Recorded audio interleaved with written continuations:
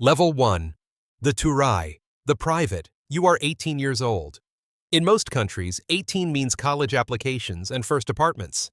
In Israel, 18 means a letter, the Tzav Giyus, the draft notice. It arrives before your birthday in some cases, printed in black ink on government paper, and it tells you when to report, where to report, and what to bring. You are not asked, you are told. Because in Israel, military service is not a career choice. It is a civic obligation written into the law of a country that has been at war in some form since the day it was founded in 1948. You report to the Bakum, the military absorption base. You surrender your civilian clothes. You are issued a uniform, boots, and dog tags. You are assigned a unit based on your Kaba score, your medical profile, your aptitude results, and a 20-minute interview with a placement officer who will shape the next 2 to 3 years of your life based on what you say and what you don't. The highest profiles go to combat units. The elite units pull from the very top of that pool. You don't choose the IDF. The IDF chooses you. Basic training is called Tyranut. It runs for weeks, sometimes months, depending on your unit. You learn to shoot the Tavor assault rifle, to navigate with a map and compass across terrain that ranges from the Negev desert to the Galilee hills. You learn Krav Maga, not as a sport, but as a system built for the specific purpose of keeping you alive when everything else has failed. You learn the IDF's foundational doctrine, Tohar Hanashek, purity of arms. The principle that force is used only when necessary, and that every soldier bears personal responsibility for every decision made in uniform. You are taught this before almost anything else, because the IDF operates in an environment where a 19-year-old with a rifle can trigger an international incident before sunrise. Enlisted male conscripts serve 32 months. Women serve 24. You earn almost nothing. You are not here for money.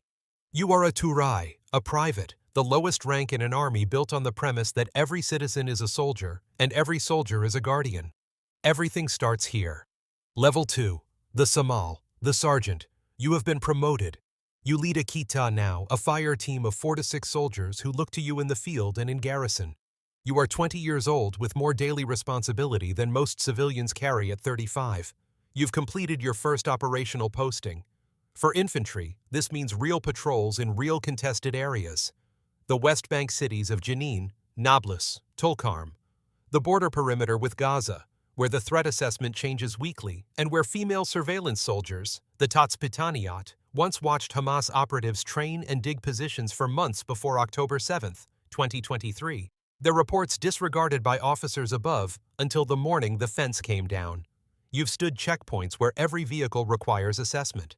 You've conducted arrest operations in the dark with a unit you'd trust with your life, because the IDF deliberately stations soldiers from the same neighborhoods together, building the kind of cohesion that makes a 20-year-old willing to enter a building that may contain an armed combatant, rather than leave his team to do it without him. The IDF divides roughly into 2 worlds. The Jobnikim, the support soldiers, clerks, technicians, analysts, medics, and the Kravi, the combat soldiers. Both are real, both are necessary, but the Samal in a Kravi unit knows something the Jobnik rarely does. He knows what it feels like to be genuinely responsible for other people's lives under conditions that don't pause for second thoughts. You are 20 years old.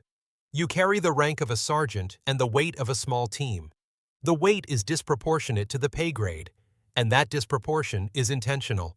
The IDF loads responsibility onto its youngest NCOs because leadership under pressure cannot be learned in a classroom. It must be learned at 20 in the field with people depending on the learning. Level 3. The Segen Mishne, the officer. Not everyone becomes an officer.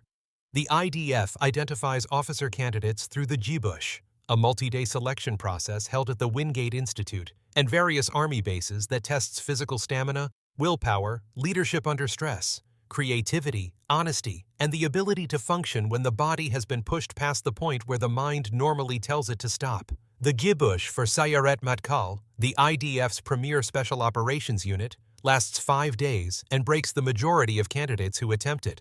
The Infantry Brigade Gibush is considered among the hardest in the Army. You get 1 attempt.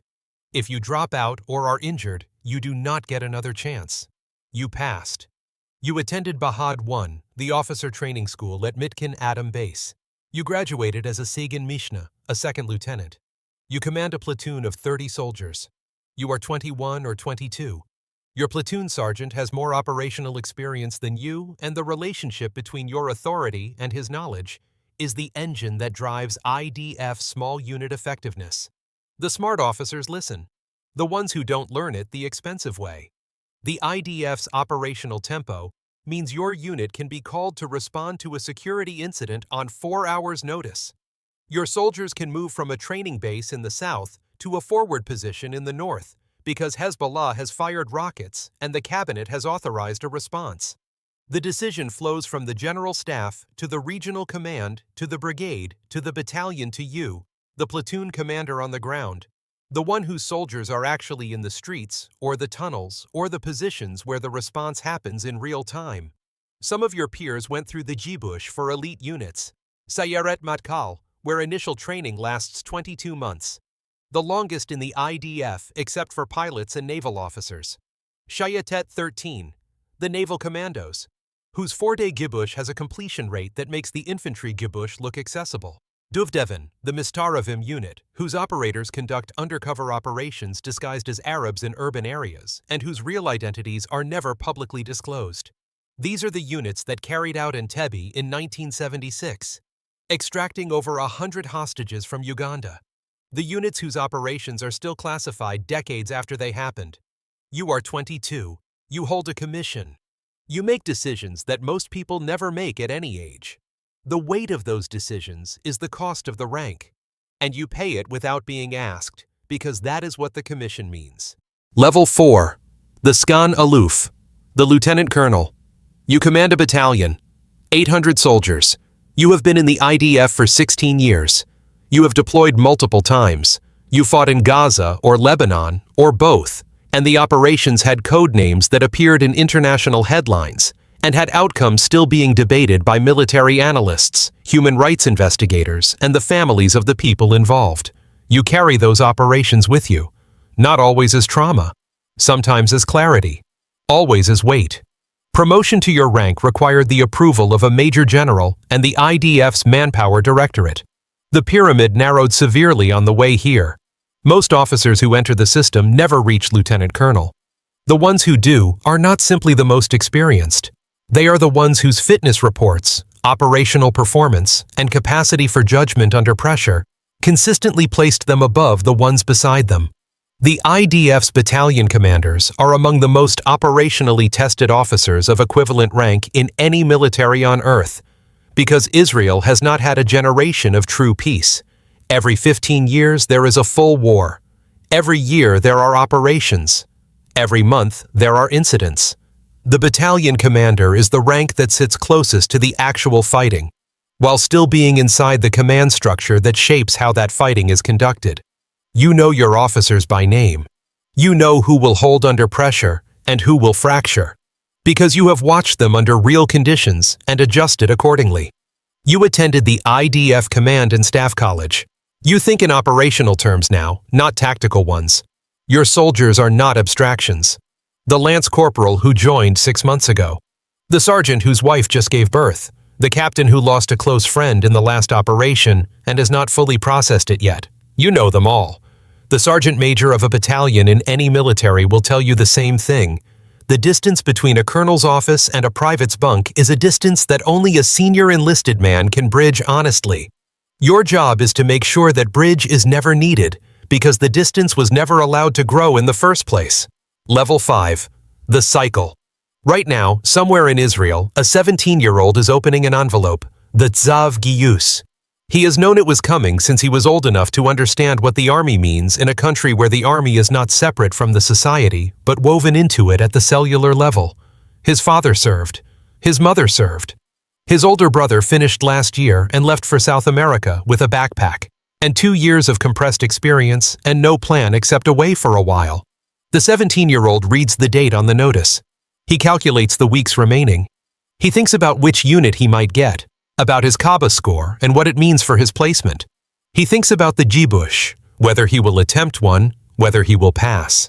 He thinks about what comes after, the university, the startup, the travel, the life that is waiting on the other side of the service, the life that every Israeli his age knows is there but cannot be touched until the obligation is fulfilled.